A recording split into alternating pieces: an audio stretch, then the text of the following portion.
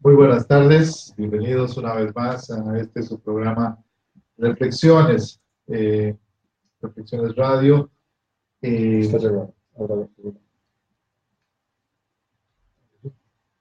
Bienvenidos a su programa Reflexiones Radio. Hoy en la grata compañía, como siempre, de Juan José Romero, nuestro coproductor,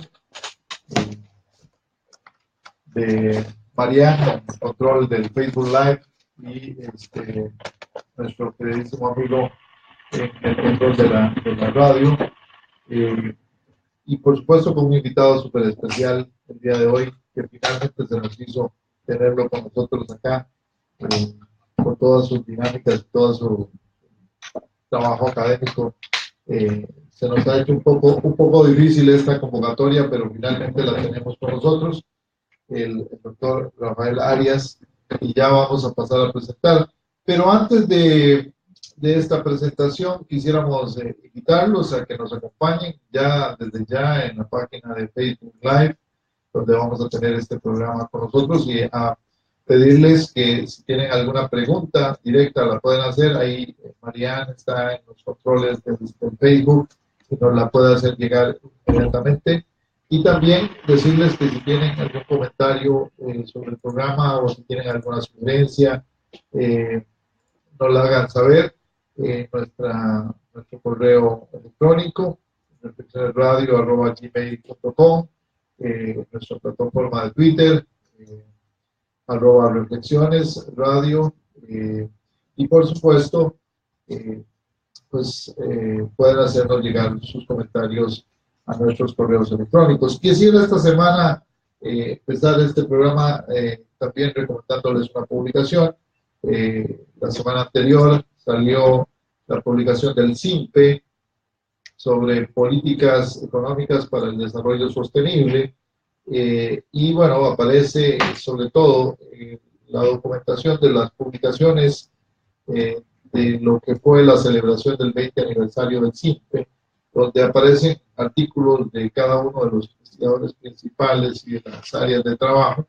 Y yo creo que para quienes quieren conocer un poquito de qué es el Centro de Política Económica y qué es lo que hacemos acá en el Centro de Política Económica, le vendría bien refrescar este libro, que va a estar también en la página web del CIMPE para su posibilidad de bajarlo por la vía tradicional. Pero también, si lo quieren adquirir, pueden venir a las instalaciones del CIMPE y pueden adquirir una copia acá en nuestras instalaciones. Si alguien todavía acostumbra a leer, ¿verdad? Como yo, rayando los libros, los invitamos a que haga una lectura este fin de año, y le recomendamos este libro sobre políticas económicas para el desarrollo sostenible.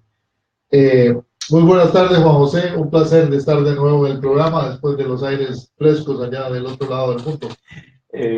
Pues muchísimas gracias, Leiner. Bienvenido de nuevo a este lado del charco después de 2 semanas que no te tuvimos por acá. Espero que te haya ido muy bien. Fue sorpresa saber que ibas a estar aquí hoy. Yo estaba preparado para conversar con nuestro invitado hoy, solo nosotros dos, por supuesto con la colaboración de Eric y de Marianne. Pero bueno, aquí estamos. Yo creo que la semana antepasada, precisamente, que hablábamos con Jorge Salas, nos mencionaba que en Europa, en algunos países, en promedio se leen 2 libros por mes. Aquí creo que andamos como 2 por año. Pero bueno, si queremos hacer algo este fin de año, creo que el libro, que es una compilación de algunos de los productos principales de los investigadores del CIMPE, inclusive con algunos invitados, o pasantes del CIMPE, es una lectura bastante refrescante que me parece, y yo creo que nuestro invitado, que de una vez lo voy a introducir, doctor, ¿verdad? Al doctor Rafael Arias, es una forma, creo yo, muy transparente, para usar una palabra muy de moda, del quehacer, de rendición de cuentas, del quehacer de un centro como el del CIMPE, a través de un documento como este, que estaría muy interesante de leer. Pero bueno, gracias por por acompañarnos este lunes, como todos los otros lunes. Agradecerles a todos aquellos que nos acompañan desde diversos países del mundo, ya sumamos más de 35. Algunos de nuestros programas suman más de 1.300 visualizaciones en el Facebook Live. Entonces, agradecerles por tanta preferencia. Comenzamos, Leiner, por presentar a nuestro invitado. Como siempre, nos interesa hablar del personaje, pero también nos interesa hablar de la persona. El doctor Rafael Arias, catedrático, colega de la Escuela de Economía, pero quisiera que nos contara quién es, dónde nace, cuáles son sus primeros pasos en este mundo, dónde los da, dónde quedó el ombligo, y que nos cuente un poquito cuál es la trayectoria de Rafael Arias, la persona,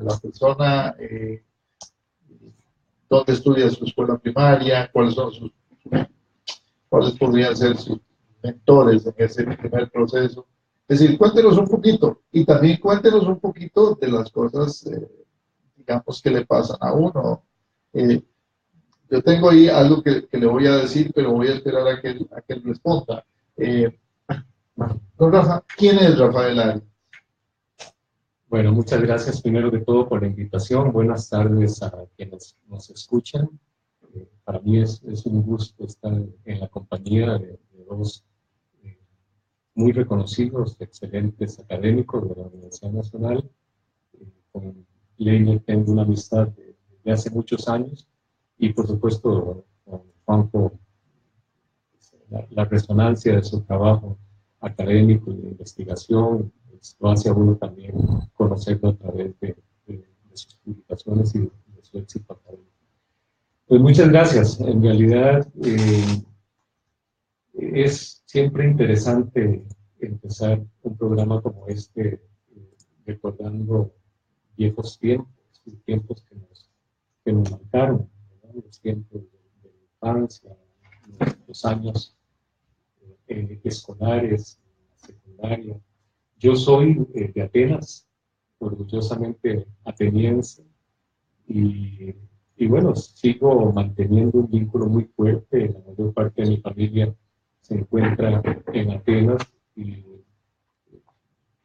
todos los fines de semana pues estoy visitando el pueblo. Soy ¿Del centro de Atenas? Del centro de Atenas, sí. ¿Y la escuela, entonces la del centro de Atenas a 300 metros al este de la municipalidad de Atenas. Sí. Fui a la escuela central de Atenas.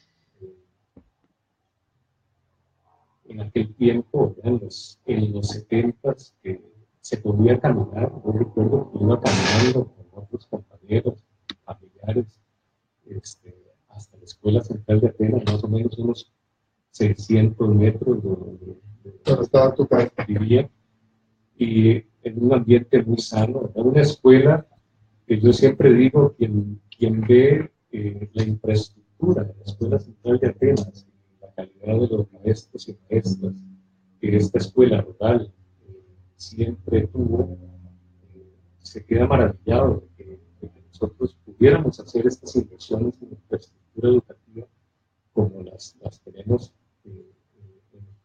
Ejemplo particular de la Escuela Central de Atenas, es lo mismo en la mayoría de los cantones de Occidente de Alajuela. Es una característica muy particular de Occidente de Alajuela. No es en balde que Occidente de Alajuela tenga, los cantones de Occidente de Alajuela tenga los indicadores de desarrollo humano más elevados. ¿Y cómo era esa escuela? ¿Se podía uno devolver después de clases pegándole zapatazos a un tarro hasta la casa? Jugando en los charcos porque llovía. Sí, claro. Todas esas vicisitudes que nos acompañan desde nuestra infancia, pateando piedras, ¿verdad? Imaginándonos que éramos los jugadores que escuchábamos en aquel tiempo, porque no veíamos, éramos aficionados a los equipos de primera división, del campeonato nacional, y oíamos nombres y nos identificábamos con nombres de jugadores y decíamos, soy Heriberto Rojas, en mi caso particular, ¿verdad? O Wilber Barquero, que eran jugadores del Saprissa. Yo era muy sapricista. Escuchaba los partidos por radio desde muy pequeño.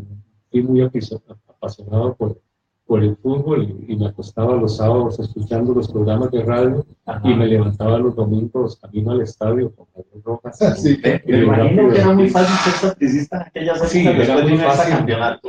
Claro, a mí me tocó. Vosotros del exacampeonato. Sí, yo liguista, ¿ves? Sí, pero en mi familia había una división muy marcada, liguistas y sapricistas. Sí, porque ha habido muy buenos jugadores de la liga, inclusive de aquella época. De Atenas, claro. Sí, Alejandro González, bueno, José Carlos Chávez y Ken. Pero háblenos un poquito de Rafa, porque sí, se nos está saliendo por la tangente. Sí, ¿No? ¿Y qué es lo que sí, digamos, termina? Cuéntenos alguna anécdota de la escuela que no hayas nunca dicho en público, por ejemplo. Bueno, yo era bastante rebelde en la escuela, y así que tengo algunos pleitos ahí famosos a mi haber, ¿verdad? Sí, yo recuerdo que en primer grado, segundo grado, siempre hay un compañero que le gusta molestar. Yo en general he sido bastante tranquilo, pero siempre hay algún compañero que le gusta molestar, que le gusta estar, ¿verdad? Y usted no se dejó. Y yo no me dejé, o sea, llegó un momento en que ya no podía dejarme más. ¿Y cómo le fue? Me fue bastante bien. Sí, en general puedo decir que fueron varias las peleillas, ¿verdad? Que uno en el aula o en los corredores, ahí era pues peligroso hacerlo, ¿verdad? Porque después uno pasaba por la dirección y siempre uno le tenía miedo a la dirección de la escuela. La directora, una maravilla de persona, la niña Virginia Campos, realmente una directora que recordamos con muchísimo cariño. ¿Y alguna maestra que te marcara en esa primera parte de tu educación? Sí, yo creo que la maestra de primer grado, ¿no? Es la que más marca, la de primero y seguramente la de quinto grado. La de primer grado, porque bueno, uno está llegando y siempre necesita comprensión. Es más maternal. Sí, es más maternal, la niña Carmen Morera. Y después, en quinto grado, tuve una maestra que me explicó en lo que iba a ser, digamos, como mis inclinaciones académicas futuras, ¿verdad? Porque ella era muy buena en estudios sociales, Albita Rojas, y por supuesto que sí, ella me marcó mucho. Esperemos que nos esté viendo, que alguien le cuente que está siendo mencionada por los estudiantes. Después le quita escuchar el programa, le manda la grabación. Claro que sí.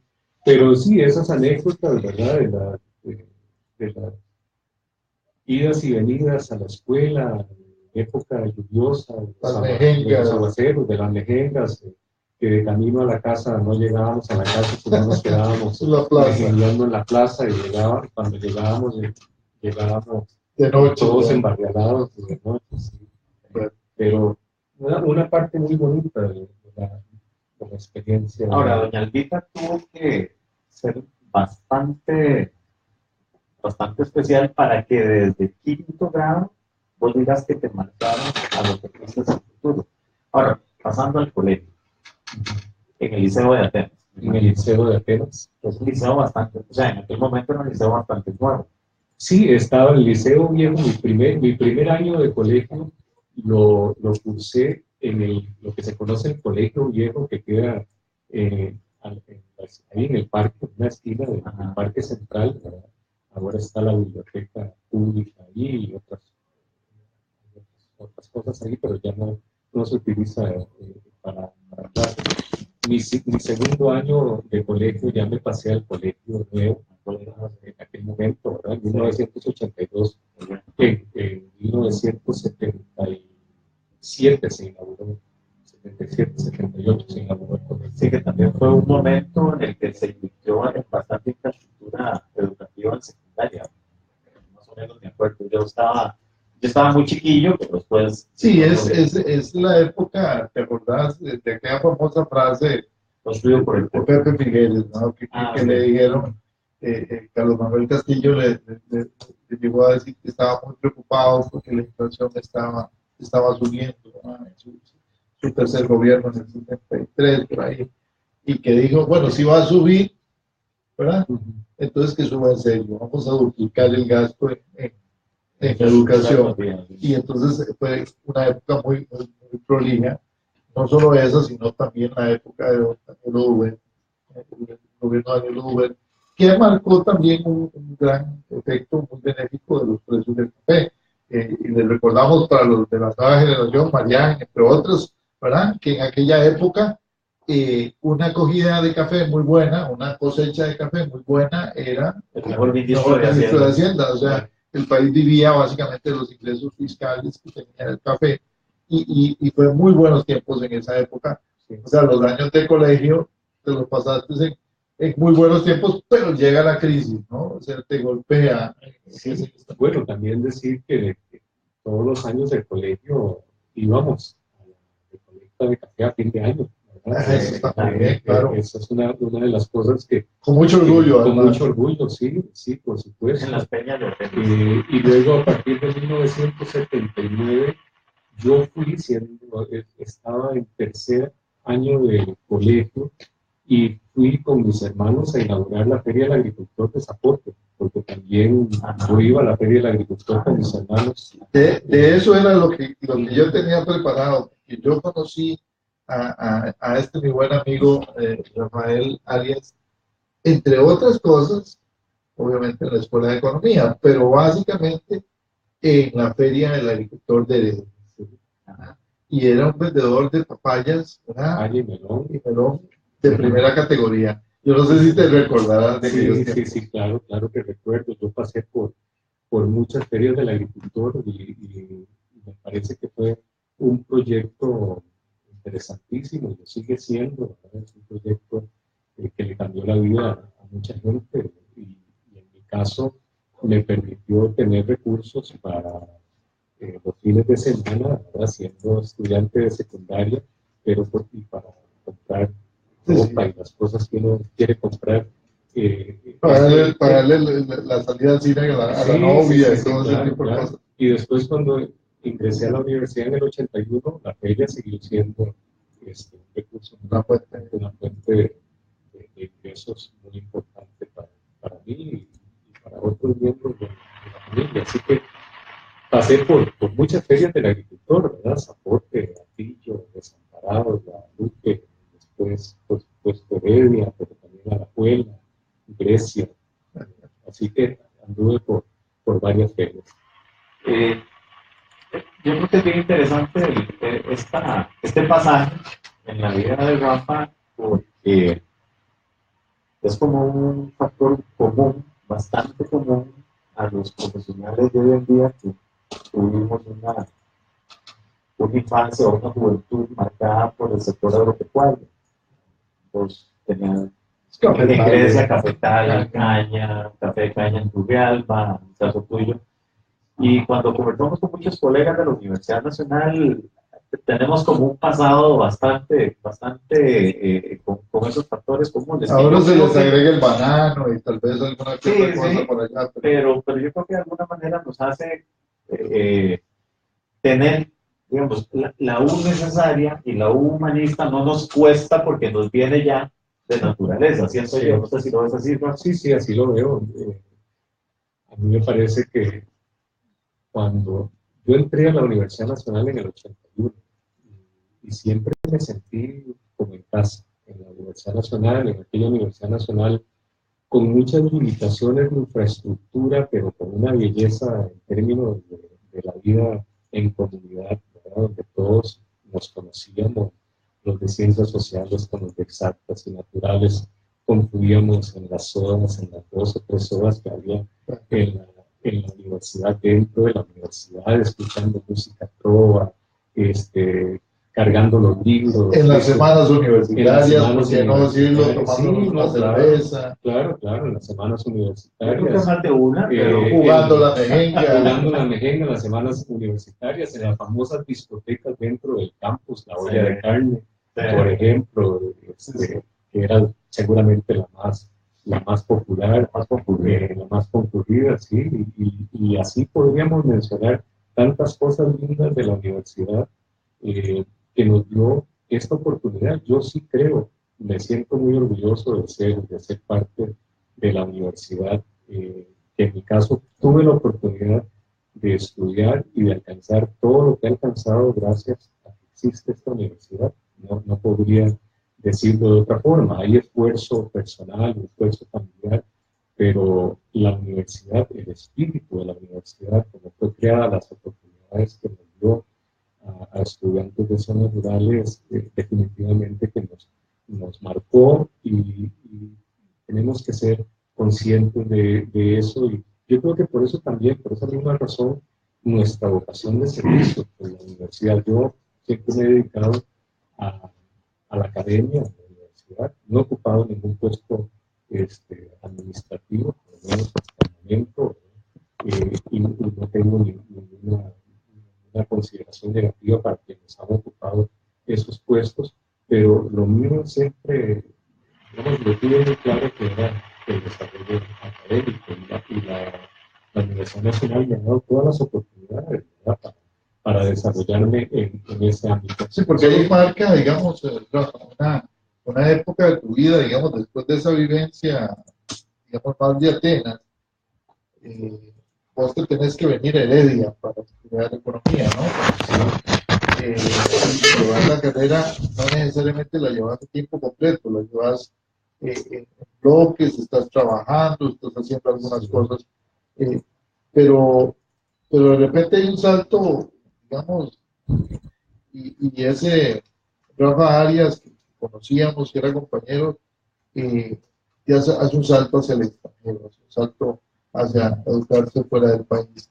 Cuéntanos un poquito de esa experiencia, porque probablemente muchos de los estudiantes que estarán hoy viendo este programa o de los que van a verlo en Facebook, y que querrían saber un poco cómo es que aparece ese proceso y cómo es que de alguna manera eso transforma la vida del ser humano que se con nosotros.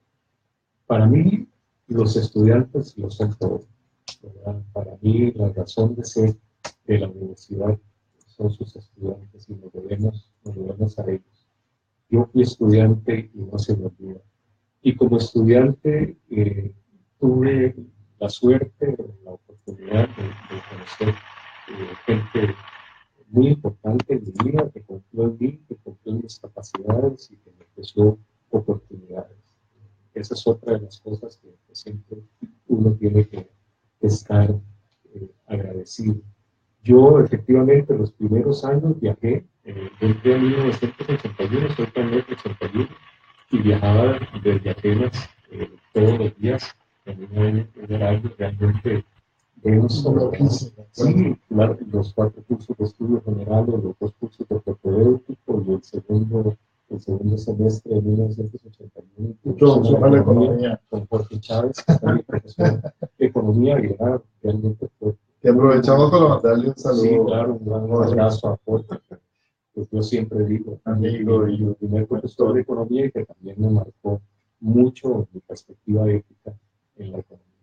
Y entonces, bueno, viajé los primeros años y después ya se me hacía imposible seguir viajando. Y me vine a vivir a Heredia con otros compañeros, ¿verdad? Compartíamos un apartamento y también, como decías, Leiner, muy bien, siempre trabajando, siempre trabajé, toda mi época de estudiante trabajé. Ayer estaba reunido con mis 2 hijos y mi esposa, recordábamos que una semana antes de irme para Minnesota, yo estaba el viernes en la noche en la feria de Heredia descargando papaya y melón, y yo le decía a uno de mis sobrinos que también estudió economía, yo le decía, estoy aquí hoy y la próxima semana ya estoy en Minnesota, ¿verdad? un poco, estas cosas nunca se olvidan, ¿no? Y yo creo que es como el cable a tierra que uno siempre necesita, ¿verdad? Yo no olvido nunca de dónde vengo, ¿verdad? Y me parece que es una cosa que es importante en nuestra identidad propia. Entonces, bueno, fui en ese proceso en la Escuela de Economía encontrando gente que siempre me dio oportunidades. Yo fui asistente muy temprano, ¿verdad? En mis años de estudiante, asistente de extensión, pero también asistente de docencia en los cursos de economía política. Por eso es que yo sigo dando los cursos de economía política, porque fue mi primer lazo fuerte con la academia, el enfrentarme, digamos, a una clase. Yo recuerdo que uno de mis profesores de economía política, el asistente, me dijo: usted la próxima semana va a dar la clase, usted va a dar la clase. Ajá. Y yo nunca me olvido de eso. Yo siempre que lo veo a este profesor, le comento eso, ¿verdad? Comentamos de que esa oportunidad fue grandiosa, ¿verdad? Una oportunidad muy importante para hacer algo que también ha sido, digamos, como el camino marcado en mi vida, la docencia, ¿verdad? Yo he sido un apasionado por la docencia y mis estudiantes siempre me lo dicen y me lo agradecen. Yo se los agradezco a ellos y a ellas muchísimo, porque yo creo que es una responsabilidad tener esa pasión por la docencia y poderlo reflejar y transmitir día a día, más allá de que en algún momento uno pueda sentirse un poco saturado, cansado, como lo sentimos ya a estas alturas del año. Semestre. Pero siguiendo con tu pregunta, Leiner, para no extenderme más, en ese camino, yo recuerdo que trabajaba, después me casé en 1987, siendo muy joven, ¿verdad? Me casé y ya eso significaba otras responsabilidades.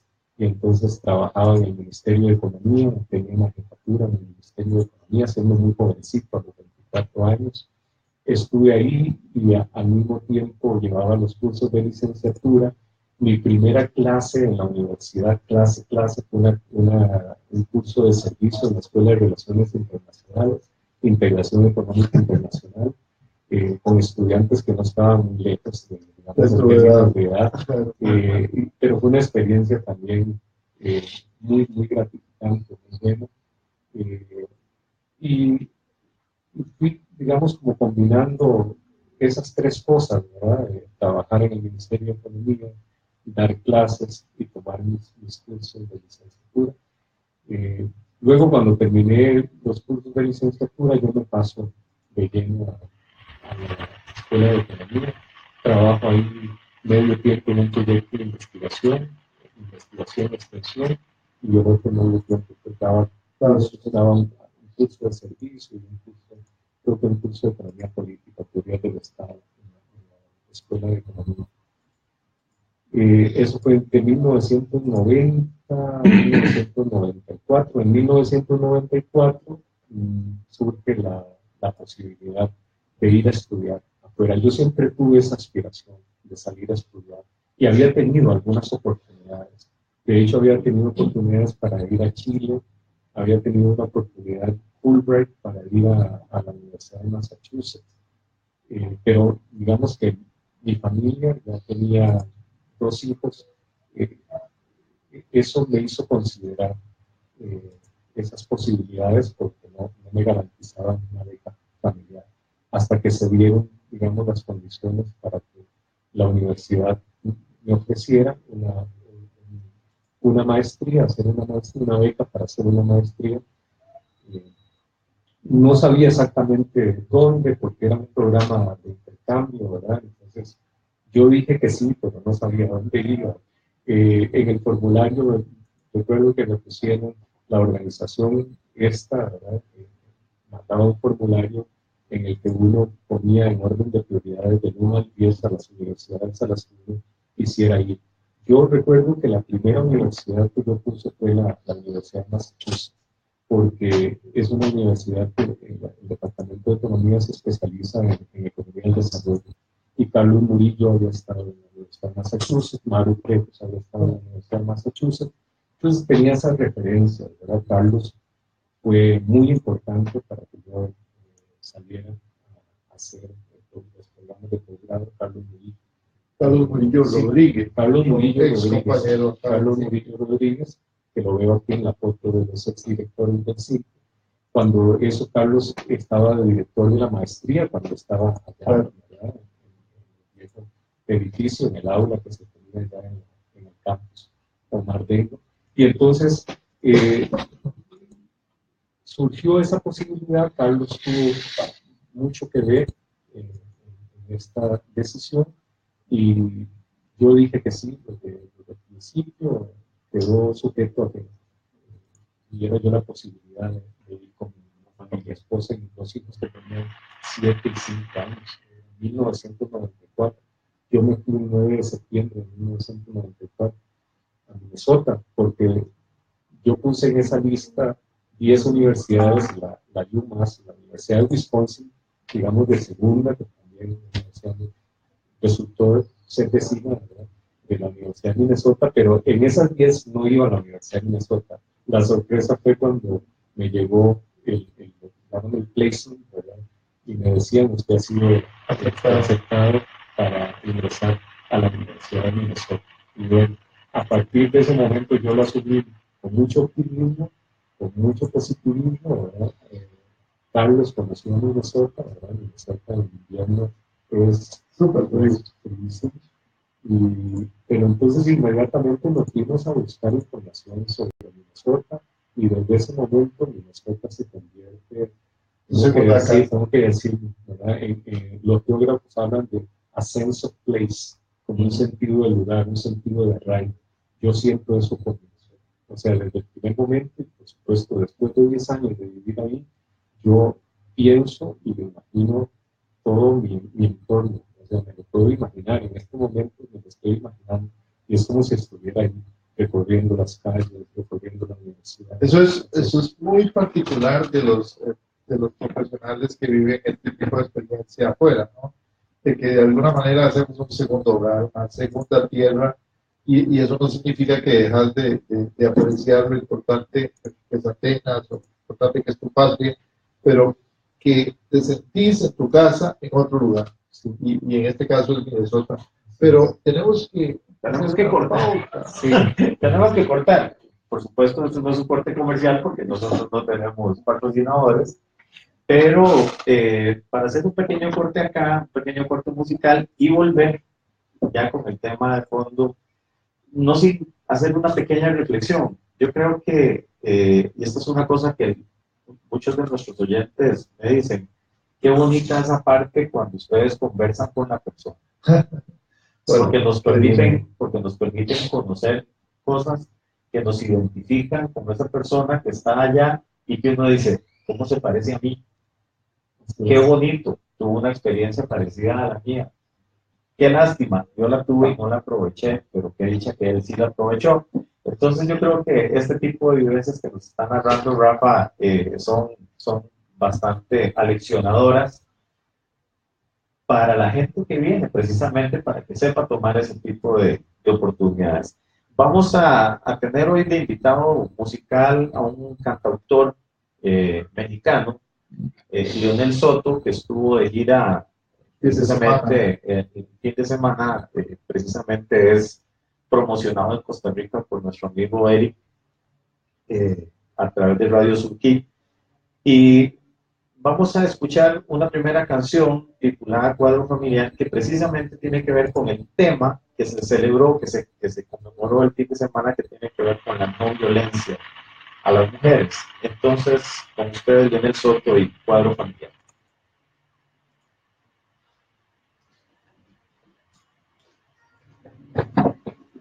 No sé si se está oyendo. Sí, se está oyendo, pero voy a cambiar de lado.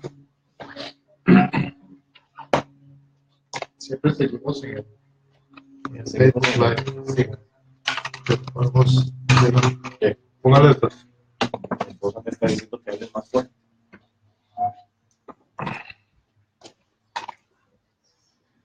Normalmente. Pues sí.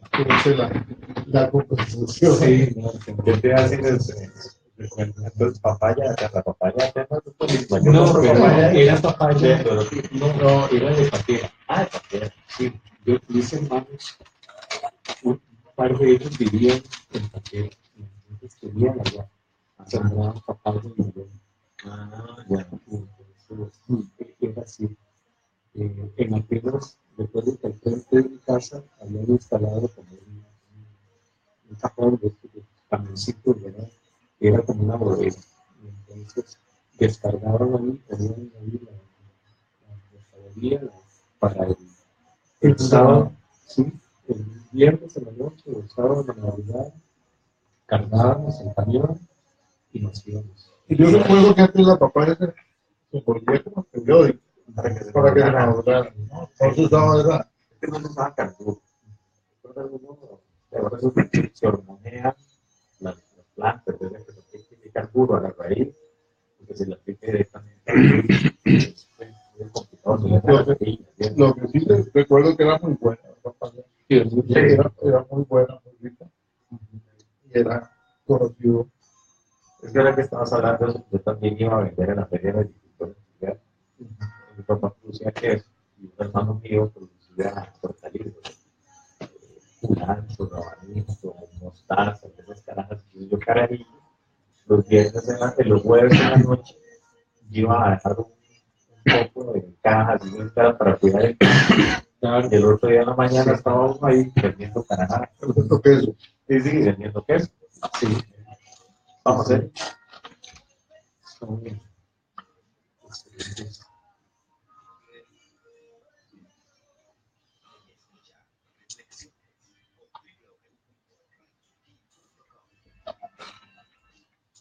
Volvemos a su programa Reflexiones Radio desde el Centro Internacional de Política Económica de la Universidad Nacional, acá en Lagunilla de Heredia, en el campus Benjamín Núñez. Hoy, como lo solemos hacer desde hace ya casi 16 programas o más, ya no lo recuerdo exactamente, con un invitado muy especial. Hoy tenemos al doctor Rafael Arias, que ya nos contó una bastante parte de su vida muy aleccionadora, muy bonita. Pero bueno, vamos a entrar al tema de fondo y, bueno, hablamos de economía para el desarrollo. ¿Y qué es eso de la economía para el desarrollo? Porque uno podría pensar que es como redundante hablar de economía para el desarrollo, pero No, pero además hay probablemente en el tema de hoy no solo esa noción de economía para el desarrollo, sino el tema del desarrollo regional, ¿no? Como un tema central, ¿no? Porque pareciera, digamos, voy a cometer este pecado de decir que pareciera que en el pasado los indicadores económicos nos hablaban de crecimiento económico y en general de desarrollo, una versión más, digamos, más inicial de crecimiento. Y los promedios, el Producto Interno Bruto per cápita o GDP per cápita, que se dice en inglés, o digamos, indicadores promedios de años de escolaridad, etcétera. Y entonces, para un país como Costa Rica, que se dice que es un país pequeño, se usaban esos promedios y, ¿verdad? Y quedaba un poco, quedaba oscurecido, digamos, una situación que probablemente los estudios que han venido trabajando Rafael y algunos colegas de la Universidad de Costa Rica, que trabajan con él, algunos asistentes también, estudiantes, etcétera, de alguna manera también ponen el tapete. ¿Qué es el enfoque de desarrollo regional? Sí, bueno, ahora que hablabas de los promedios, recuerdo a Irma Gagá, que hace una crítica al uso de los promedios, ¿verdad? Y ella lo llama la dictadura de los promedios, es decir, si nos quedamos en los promedios, invisibilizamos muchas comunidades, invisibilizamos muchos problemas. En economía regional lo es así, ¿verdad? Cuando hablamos de los promedios del crecimiento económico, del aporte al PIB de los sectores productivos, o hablamos de pobreza o desigualdad, no podemos ver más allá en términos espaciales, por ejemplo, de cómo se están comportando esos indicadores, esas variables en las regiones, en los cantones, en los distritos. Cuando lo hacemos, cuando hacemos ese análisis más desagregado y vamos a las regiones, y vamos a los cantones, y vamos a los distritos, nos damos cuenta que los problemas pueden ser más grandes de lo que nos imaginamos. Por ejemplo, indicadores de empleo, para mencionar algunos, cómo se comportan esos indicadores a través de las regiones y dentro de las regiones, en los cantones, en los distritos. Así que hemos venido haciendo muchos estudios abordando distintas variables y trabajando con distintos indicadores para poder llegar a tener un panorama mucho más objetivo, mucho más claro de cuál es la realidad del país. Porque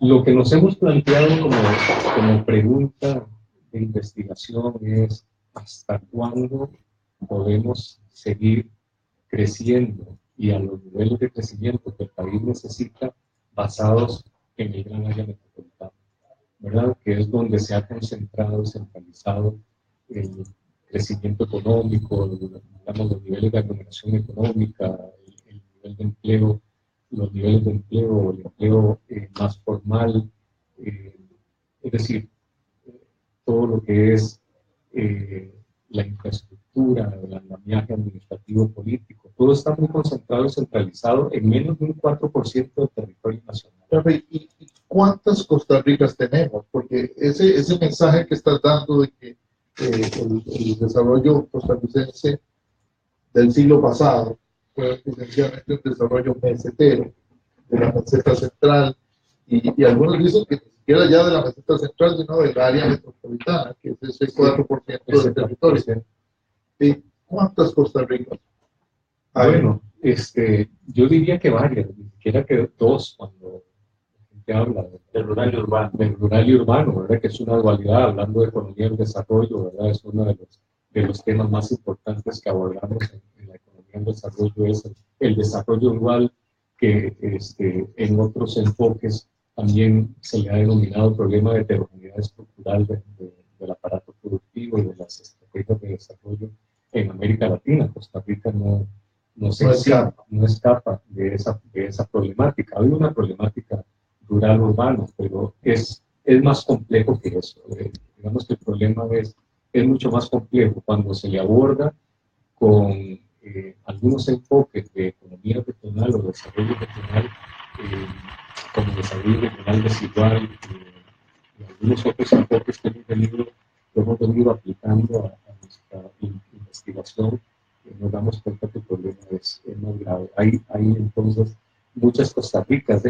El asunto es que siempre hemos pensado que lo que es bueno para la región central, y eso es una crítica directa a los planes de desarrollo del Ministerio de Planificación, para los planes de desarrollo para los 4 años de gobierno, siempre se ha pensado que lo que es bueno para la región central es bueno para todas las demás regiones.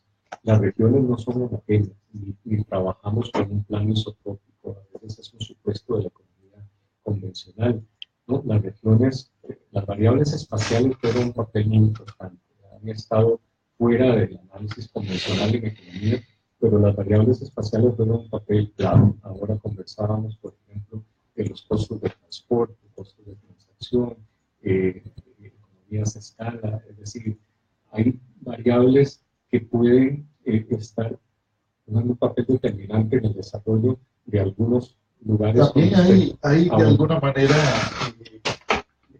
un cierto reconocimiento en este enfoque de economía regional a los elementos de carácter cultural, es decir, la Costa Rica del Atlántico, la Costa Rica del Pacífico, la Costa Rica del Sur, la Costa Rica del Norte. Es decir, tenemos también elementos de idiosincrasia, de características étnicas, inclusive de características de los distintos grupos de migración. Yo creo que es importante tomar esos factores en cuenta, pero no caer, con el cuidado de no caer en ciertos mitos, ¿verdad? De por qué la región Huetar del Caribe ha sido históricamente más subdesarrollada que otras regiones, como la región Brunca. Claro que hay elementos culturales, elementos de localización, elementos de ubicación, de infraestructura. Nosotros analizamos muchos aspectos, también más los económicos, como infraestructura institucional, especialización productiva, para caracterizar e identificar, digamos, problemas en las regiones. Estos son más elementos institucionales, claro. Tiene que ver con el capital social, tiene que ver con la capacidad de asociatividad, de cooperación que tengan las comunidades. Al principio yo hablaba de un caso en la literatura, ¿verdad? De los cantones de Occidente de la Puela, cuáles son los factores que explican que los cantones de Occidente de la Puela tengan el desarrollo humano y los indicadores que tienen. Tiene que ver mucho con estas capacidades institucionales de las instituciones, que tienen que ver con lo que Putnam denomina el compromiso, el civic commitment, el compromiso cívico, la asociatividad, la cooperación, la pequeña producción, la forma en cómo está distribuido claro, pequeña producción agrícola en los cantones del occidente de Alajuela. Es que precisamente, ahora que cuando estábamos hablando al principio, yo estaba pensando, bueno, Alajuela. Resulta que Upala y los chiles son de Alajuela. Sí. Y son dos de los cantones, o sea, son dos cantones que están entre los 10 más pobres, sí. Pero resulta que son de la misma provincia, en donde están 4 cantones o 5 que son de los que tienen mayor desarrollo. ¿Sí? Entonces, y también está dentro de la región Huetar Norte, ¿verdad? Ya, dentro de la región de planificación, esos cantones están en la Huetar Norte. Y en la Huetar Norte nos encontramos con estas asimetrías. Por eso hay que ver el tema de las desigualdades y las asimetrías, que quiero ir a tu pregunta, porque me parece que es clave. Dentro de la región Huetar Norte está Ciudad Quesada, hay algunos cantones con un desarrollo muy importante, sí, con distritos turísticos, con un sector de agronegocios también muy importante, pero luego tenemos estos otros cantones, Upala, Guatuso, Los Chiles, que están en esa misma región y sin embargo tienen indicadores completamente distintos, ¿verdad?, a los del promedio para la región Huetar Norte. Lo mismo, con el mismo patrón podemos encontrar en la región Chorotega, en la región Brunca, en la región Huetar Caribe, es decir, en las distintas regiones, en la región Pacífico Central. Quería ir a tu pregunta antes de que se me olvidara, porque yo le hice un preámbulo a la pregunta sobre las asimetrías, sobre las distintas Costa Ricas. Claro, tenemos una Costa Rica con grandes asimetrías, con grandes desigualdades territoriales, de desarrollo regional, que responde, por eso yo decía que hay que desmontar algunos mitos, porque el problema del desarrollo desigual que tenemos, del desarrollo tan concentrado en el gran área metropolitana, tan centralizado en el gran área metropolitana, en vez de producir convergencia, ha producido divergencia. Es otro de los temas en la economía. O sea, que reproduce un patrón y más bien lo fortalece, lo refuerza. Exactamente. O lo refuerza, o lo refuerza, perdón. Y eso más bien lo que está creando es un aumento sustancial en la desigualdad. Sí. Que es el otro tema importante de tus estudios, sí, de tu trabajo. Sí, porque la desigualdad no la podemos desligar del aparato productivo, del esquema de desarrollo. Los esquemas de desarrollo pueden incidir para bajar desigualdad y pobreza, como pueden incidir para aumentarlos. O sea, los factores que determinan la desigualdad y la pobreza son muchos los factores, ¿verdad? Por eso es que hay que también estos estudios nos permiten ver más allá de los factores convencionales o tradicionales que se plantean en la literatura como determinantes de pobreza y desigualdad. La localización, las variables espaciales son muy importantes para explicar que la desigualdad no es un problema solo de distribución de rentas o de ingresos, ¿verdad? Lo dice Amartya Sen. la desigualdad y la pobreza tiene un carácter multidimensional. Y nosotros trabajamos con esos enfoques multidimensionales de pobreza y desigualdad. Dentro de los enfoques multidimensionales, las variables espaciales son clave. Entonces, ¿qué es lo que tenemos? Lo que tenemos en Costa Rica es un esquema de desarrollo que sea un patrón de desarrollo que está reproducido por digamos en el siglo colonial. En el siglo XX hemos pasado desde el modelo liberal agroexportador por el modelo de sustitución de importaciones, y en los 80 el modelo de promoción de exportaciones más vinculado al sector externo de la economía, y en todos vemos el mismo patrón. El patrón es que el desarrollo se concentra, ya no digamos en la región central, en el gran área metropolitana.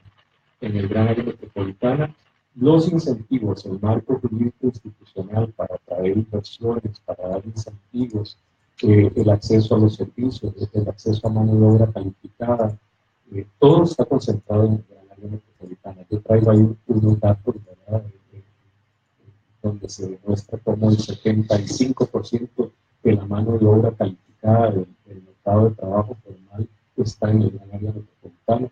¿Por qué las tasas de participación laboral femenina están concentradas en el gran área metropolitana? Cuando nos desplazamos, conforme nos desplazamos en círculos concéntricos fuera del gran área metropolitana, los problemas de desempleo estructural, de participación laboral de la mujer, los problemas de pobreza, los problemas de desigualdad, los problemas de escuelas sin acceso a Internet se van incrementando, los problemas de vivienda con problemas, digamos, de vivienda, que deterioro en las viviendas, que es otro elemento en la pobreza multidimensional, el acceso a las nuevas tecnologías, ¿verdad? Hace un par de semanas estaba en Cartagena presentando algunos de estos datos, por ejemplo, como la gran dispersión de escuelas y colegios sin Internet en Costa Rica. O sea, hay muchas escuelas y colegios con Internet, pero se van a sorprender de la cantidad de escuelas y de colegios que no tienen Internet.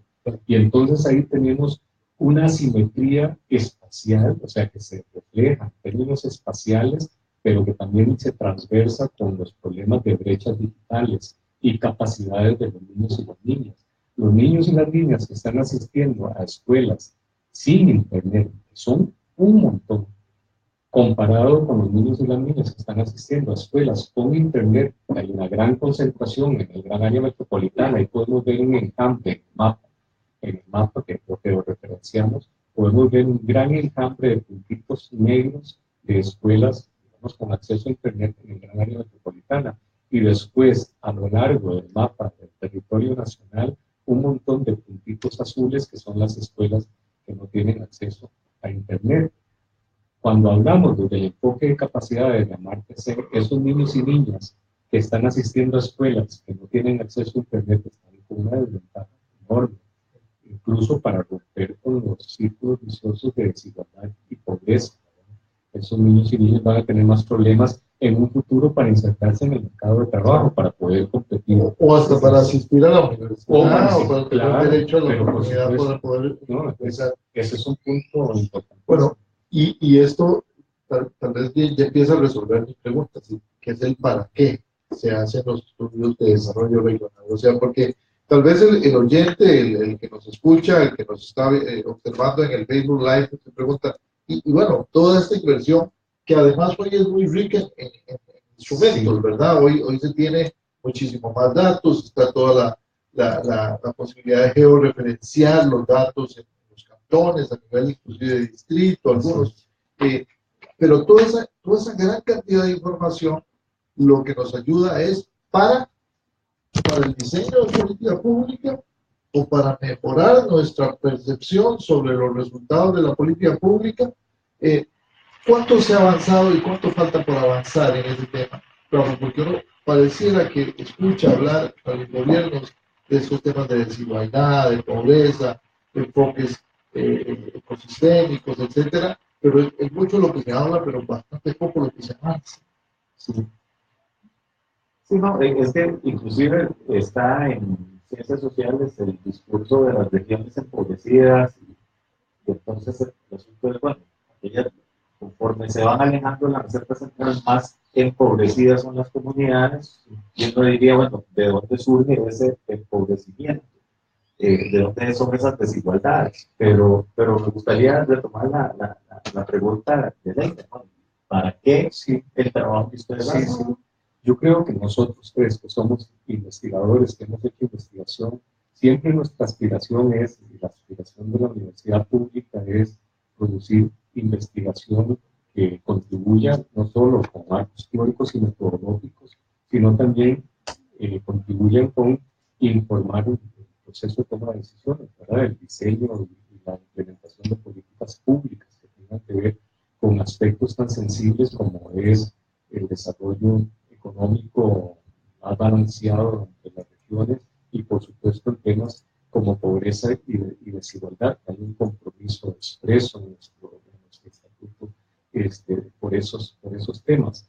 Y entonces, sí, esa es como la vocación y la aspiración de nuestros estudios. Tengo que decir que tenemos como 12 años de estar haciendo estudios en economía regional, algunos estudios en desigualdad socioeconómica con un enfoque distinto en la Escuela de Economía, lo estuve haciendo hace unos años, y sí tengo que decir que ha habido resonancia, es decir, ha habido interés por estos temas, porque aquí lo que me parece que es importante es entender que en términos de crecimiento económico, puramente en términos de crecimiento económico, no es posible para el país pretender crecer a las tasas que el país necesita crecer basados en el gran área metropolitana. Entonces nosotros hemos venido insistiendo en que es necesario ver más allá del gran área metropolitana, ver más allá de la región central, hacer un esfuerzo por identificar muy bien las potencialidades, los recursos endógenos, la dotación de recursos con los que cuentan, las capacidades con las que cuentan las distintas regiones. Hay muchos recursos en las regiones, pero que no están siendo aprovechados de una forma adecuada, por una razón muy sencilla, porque siempre partimos del mal supuesto de que lo que era bueno para la región central era bueno para todas las regiones, cuando las regiones son muy heterogéneas y en su heterogeneidad está su riqueza. Ahí está aquel famoso chiste que nos contaban, ¿verdad?, de los políticos que llegaban a ofrecer el puente y bueno, mira, es que aquí no hay un río. Bueno, no se preocupe, si tenemos que hacer el río, también le hacemos el río para hacer el puente. Es decir, que desconocíamos mucho lo que realmente se necesitaba por parte de las regiones. Ahora, todos estos estudios, ¿verdad?, contribuyen a conocer mejor la Costa Rica que tenemos y esperaría uno que también a planear y a modelar mejor la política pública. Pero tenemos ahí un cuello de botella permanente y es el diseño de política pública, la implementación de política pública, inclusive la evaluación de la política pública con este enfoque, más sistémico. Y uno mira, y esto no es una crítica, van a decir, es que Leiner ya otra vez criticando al gobierno, no solo a este, no a muchos. Uno mira que de repente se construye un indicador de pobreza multidimensional, muy asociado con esto de las capacidades, etcétera, y aparecen los indicadores de pobreza, y entonces le damos mucho más pelota al indicador de ingreso. De repente porque nos conviene o porque nos hace ver un poquito mejor de lo que aparecemos en la otra foto. Porque vendemos un discurso que de alguna manera tapa las falencias. Sí. Siempre es difícil, ¿verdad? Nosotros que nos movemos en campos en los que tenemos que demostrar empíricamente, ¿verdad?, con datos, no vamos resultados, ¿verdad?, que no son juicios de valor, sino que podemos demostrar las cosas con validez científica. Es difícil, incluso cuando uno hace investigación que involucra ciertas regiones, ciertos sectores, las comunidades y los sectores económicos esperan como que desde la universidad se resuelva todo y nosotros apenas si tenemos oportunidad para financiar la investigación. Después de ahí ya no tenemos más capacidades. Los que tienen la responsabilidad de diseñar e implementar la política es el gobierno, son los gobiernos locales. Ahora, ahí coincidirías, yo no sé si esto es tu opinión, coincidirías en la necesidad de que la universidad tenga ese canal de conducir estos resultados de investigación, de conducir estas metodologías, estos enfoques hacia lo público, independientemente de quién esté en el gobierno, ¿verdad? Así de favorecer ese vaso de comunicación sin comprometer la cientificidad de lo que se hace en la academia, pero también aportando, digamos, nuevas herramientas, nuevos instrumentos, porque de alguna manera lo que sucede es que mucho, por ejemplo, mucho de lo que se está haciendo en política pública está muy rezagado en relación a las cosas que necesitamos en este ciclo. Es decir, tenemos una especie de disrupción, para decirlo así. Pero es que es bien interesante, porque por ejemplo nosotros tenemos un observatorio vulcanológico y sismológico, y cuando tiembla, los entes del Estado, a donde primero vuelven a ver, es a la Universidad Nacional, se alimentan de los datos y con base en eso se toman algún tipo de decisiones y cosas por el estilo. Pero resulta que tenemos distintos otros observatorios que, como entes de investigación y de sistematización del conocimiento, funcionan muy bien, pero el canal de comunicación con los tomadores de decisiones o con los creadores de política pública no es tan fluido como, por ejemplo, con este tipo de observatorio que tal vez es porque es más inmediato. Entonces, volviendo a la pregunta tuya, Leila, yo creo que, digamos, en dónde está el kit del asunto de por qué todo el trabajo que ustedes hacen, o que se hace en el CIPE o que hacemos en otras partes de las universidades públicas, cuesta más que se conviertan en política pública, porque mucho se habla de campaña política, mucho se habla, y ahora lo vamos a ver, de polos de desarrollo. Entonces, el polo de desarrollo de la región Huetar Caribe, o de la región Huetar Norte, o la región Chorotega, o en la Brunca, y entonces que vamos a, porque ya el depósito comercial de Golfito ya no es una solución, entonces aquí les traigo un polo de desarrollo, hecho a la medida de Canaria, ¿verdad? O sea, ¿cuánto de eso hay de cierto, o cuánto de eso, digamos, está impregnado efectivamente de los resultados de las investigaciones que ustedes hacen? Sí. Bueno, siempre es delicado, sí, y es delicado porque las pandemias están y esto depende mucho de cuáles son los mecanismos, de cuáles son, digamos, que los esquemas en los cuales se puede establecer esta relación universidad, política pública, diseño, implementación de política pública, pero lo cierto es que en otros contextos es una cosa que en algunos sectores estratégicos se da y se da muy naturalmente el vínculo de la universidad con el desarrollo no solo productivo, sino el desarrollo de infraestructura, el desarrollo tecnológico, innovación, el desarrollo de las comunidades, etc. Aquí estoy pensando, por ejemplo, en el esquema del distrito industrial italiano, donde la universidad juega un papel fundamental, ¿verdad?, para el desarrollo y la implementación de políticas que se requieren para el desarrollo de esos distritos industriales, que es realmente un esquema interesantísimo de desarrollo territorial o desarrollo regional. Pero lo mismo lo vemos en Taiwán, en Corea del Sur, ¿verdad?, para hablar de países que arrancaron. En Estados Unidos, sí, de regiones, ¿no? Silicon Valley de alguna forma surge porque la Universidad de Stanford, hay una investigación ahí de un profesor con sus estudiantes de PhD y están haciendo una investigación sobre semiconductores, y así arranca Silicon Valley, después para hacer lo que soy, hay una donación de los terrenos y bueno. Entonces, yo creo que siempre es posible pensar en este vínculo. El asunto es cómo hacerlo para que realmente tenga un impacto, ¿verdad?, para que tenga efectos en el desarrollo, no solo productivo, sino también en el desarrollo en las distintas regiones. Yo creo que está mucho en nosotros, y es a lo que nos hemos abocado con los estudios de desarrollo regional o economía regional, empezar por identificar cuáles son las potencialidades, las capacidades, los recursos enormes con los que cuentan las distintas regiones, y a partir de ahí estructurar lo que nosotros hemos denominado un esquema de zona económica de desarrollo fuera del gran área metropolitana, sobre la base de cuáles ejes endógenos de desarrollo, de cuáles actividades estratégicas de desarrollo pueden los distintos territorios desarrollarse, y que no sea un enfoque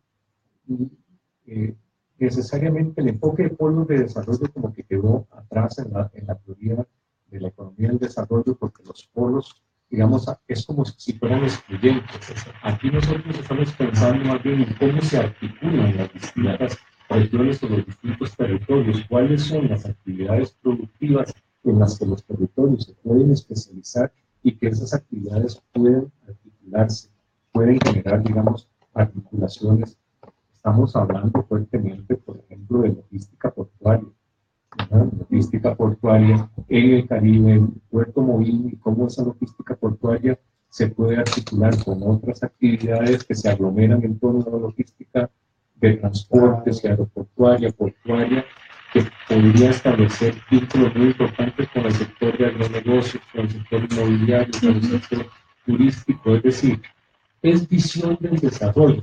Yo siempre le digo a mis estudiantes, es un tema que nos apasiona, siempre cuando estoy dando los cursos de economía del desarrollo, a mis estudiantes les digo, ¿qué hicieron los países del sureste asiático que no hicimos nosotros?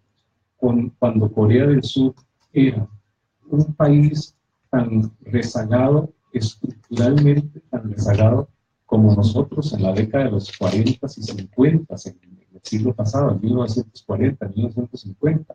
De pronto ellos empezaron a dar un salto, eran países de menor desarrollo relativo, igual que nosotros. ¿Qué hicieron ellos para dar este salto cualitativo y cuantitativo y lograr el nivel de desarrollo, y no solo el nivel de desarrollo económico, sino los indicadores de desarrollo humano que lo acompañan, los niveles de equidad y las instituciones que dan pie, digamos, de un modelo muy diferente? Claro, porque las instituciones importan. Los arreglos institucionales son muy importantes. Douglas North, Premio Nobel de Economía, dice en uno de sus famosos artículos, las instituciones importan. Hay instituciones que pueden favorecer y promover el crecimiento con equidad, la transformación productiva con equidad, a como puede haber arreglos institucionales que más bien lo inhiben, ¿verdad? O lo reparan. Entonces yo creo que la evidencia empírica nos dice que es posible dar el salto al desarrollo, a un desarrollo que no solo es crecimiento del producto, ¿verdad? Sino desarrollo en su sentido más amplio. Costa Rica tiene las condiciones, tiene en su ADN esa capacidad para dar el salto hacia el desarrollo. ¿Qué nos ha pasado? Es la gran pregunta, la gran interrogante. ¿Qué nos ha pasado para no haber continuado con esa aspiración, ¿verdad?, que nos generó tanto? Yo me considero, digamos, producto de la Segunda República, orgullosamente, ¿verdad?, de todas las inversiones que se hicieron en educación y en salud de la Segunda República en el país. ¿Qué pasó para que ese proceso se detuviera? Y no hemos vuelto, digamos, sobre ese compromiso cívico que está en nuestro ADN democrático, ¿verdad? Seguramente podemos hablar horas de horas con este tema, porque además es con un profesional y un científico tan apasionado como Rafael Arias, podríamos hablar mucho, pero tenemos que hacer una pausa, ¿cierto? Y seguramente sería nuestra pausa para venir al cierre. Para venir a despedirnos. De hecho, contando con la venia de Eric, que nos permite extendernos unos minutitos más. Un chocolate por cada minuto. Dice aquí que nos cambia un chocolate por minuto, pero tenemos muchos chocolates, así que podríamos seguir aquí hablando. Pero vamos a hacer un pequeño corte musical siempre con nuestro invitado Leonel Soto y la canción 34 versos. Chocolates. Sí, bueno. Sí, está muy bueno. Es que estoy viendo cuántos colores son. Pareciera que el azul es el más frecuente. Ya está. No, yo voy buscando los. Yo creo que ya hay rojo, azul y blanco. Sí, y dorado. Okay. Ese no lo he probado. Sí, Yo creo que no lo va a aprobar porque es el que menos hay. Esa es la película. Cuando uno se pone a ver, digamos, con los tigres asiáticos, y uno dice, hey, Corea, Vietnam, Singapur, hace 40 años, nosotros teníamos mayor Producto Interno Bruto per cápita que esos países. O sea, estos venían saliendo de una guerra y toda esta caja de cómo nosotros estamos atacados aquí. Con los recursos que se tienen. Bueno, ahora hablamos de otros países. Inclusive por la ventaja de la ubicación geográfica, en medio de Sí, del norte de bueno, pues podemos hablar un poco de eso, porque son zonas económicas y el otro elemento que hemos venido insistiendo es ahora que estamos terminando investigaciones sobre los dos puertos, estamos hablando de corredores productivos. El país tiene que ir hacia una estrategia con carácter territorial, ¿verdad? Que contemple el desarrollo de zonas económicas con ciudades intermedias, pero también el concepto de corredor productivo, que algunos le han llamado canal seco. Nosotros lo llamamos corredor productivo. Hemos identificado al menos 4 corredores productivos. Esos corredores productivos, como estrategia de desarrollo, aquí depende de la voluntad política, pero como estrategia de desarrollo, lo que permiten esos corredores productivos es articular distintas regiones. Por ejemplo, el corredor productivo que va desde Puerto Marino, APM, y todo el desarrollo de logística portuaria y transportes, hasta el puerto que se construiría en Santa Elena, en el Pacífico Norte, recorre región Chorotega, o sea, la parte norte de la región Chorotega, Huetar Norte, ¿verdad? Por ahí pasaría por las llanuras para hacerlo más eficiente, ¿verdad? Las llanuras de San Carlos, hasta llegar a la Huetar Caribe. O sea, son 3 regiones que se articularían con ese corredor productivo. con 30 años, con 29 kilómetros. Sí, no, No, pero por eso mismo. además, Ese es el problema. pero además el proyecto nuevo, ¿verdad? Que está en discusión en estos días, por cierto, que la universidad está trabajando en eso, es mucho más amplio, ¿no? La carretera y el carril, el ferrocarril, Pero hace 30 años lo tengo por ahí para ayer, por acá. y ahora todavía estamos en piedra. Vamos. Así es. Continuamos con su programa Reflexiones Radio. Hoy nos estamos extendiendo un poquito más, abusando de su confianza y de su paciencia, pero yo creo que la conversación con Rafa está muy interesante y de hecho estábamos aquí hablando. Seguimos en conversación. Sí, aquí durante entre pelones estábamos hablando precisamente de esto de las zonas de desarrollo y estábamos tocando un tema que tenía que ver con el concepto de los corredores productivos. Yo creo que sería muy interesante, tal vez para cerrar el programa, porque yo creo que hacia ahí es donde deberíamos de ir, porque precisamente si queremos trabajar con zonas productivas, necesitamos los corredores que, como decía vos, ¿qué es este concepto? ¿No? Sí.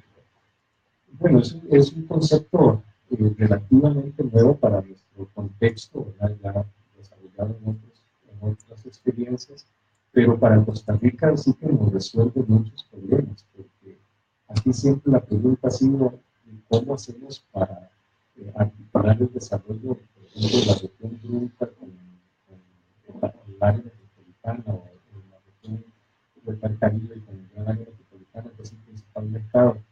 Y entonces, este concepto de los corredores productivos es un concepto que contribuye muchísimo para instrumentalizar y hacer factible el desarrollo más con carácter territorial, más dinámico. El espacio relacional es dinámico, hay que aprovechar esas condiciones de cuáles actividades pueden dinamizar el desarrollo económico y también las condiciones de vida de las poblaciones. El concepto del corredor productivo es un concepto sobre la base de la identificación de actividades productivas dinámicas en las cuales se pueden especializar los territorios, articular distintos territorios. digamos, con especialización productiva distinta, pero que se pueden articular. Y entonces, para dar un ejemplo, que creo que tal vez es la mejor forma de ponerlo, se está hablando mucho de lo que han denominado en la prensa el canal seco. Nosotros preferimos utilizar el concepto de corredor productivo, que articularía Puerto Moín, ¿verdad?, con un nuevo puerto en el Pacífico Norte, en Santa Elena. A lo largo de ese corredor productivo hay actividades, por ejemplo, en las que los puertos se deben de especializar, ¿verdad?, infraestructura, logística portuaria, logística de transportes, un sector de agronegocios muy fuerte, ¿verdad?, que hay también ahí, vinculado con el mercado internacional.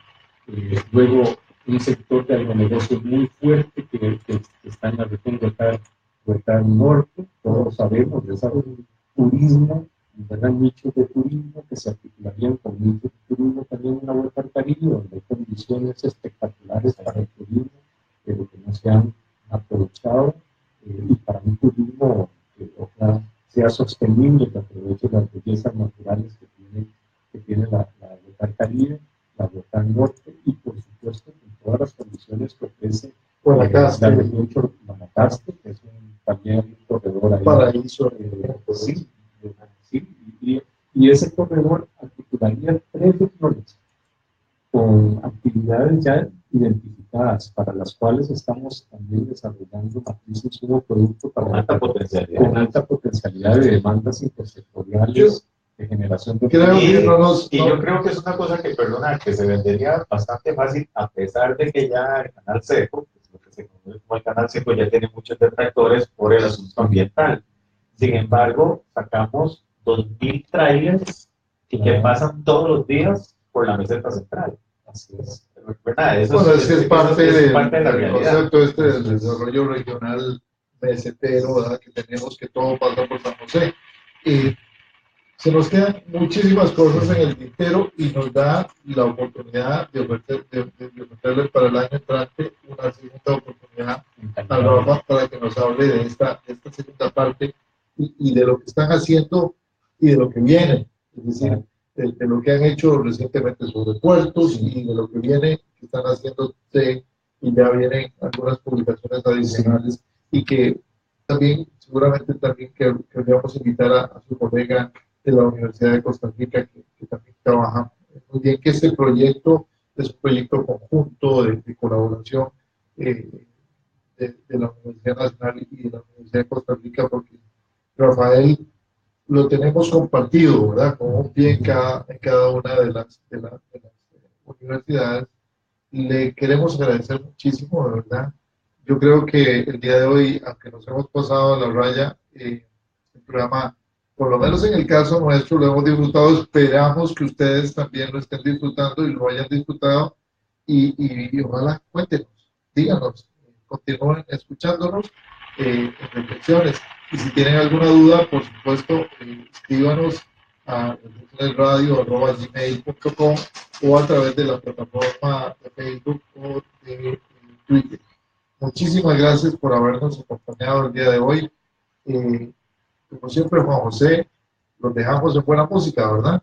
Sí, agradecerles de nuevo, agradecerle a Rafa por la bondad de regalarnos parte de su tiempo. Yo creo que nos ilustró a los que no trabajamos usualmente con este tipo de temas. Yo soy de los más afortunados de tener este tipo de invitados. Entonces, agradecerte, Rafa, muchísimo y ya te comprometimos para el próximo año. Encantado. Y eso quiere decir que vamos a tener reflexiones el próximo año. Vamos a seguir con el proyecto, gracias a su preferencia. Y bueno, despedirnos como siempre con una joya musical, en este caso siempre con el cantautor mexicano Leonel Soto, porque es importante promover también a las voces de la nueva música latinoamericana. Y culminamos con Ha llovido en California. Hasta la próxima.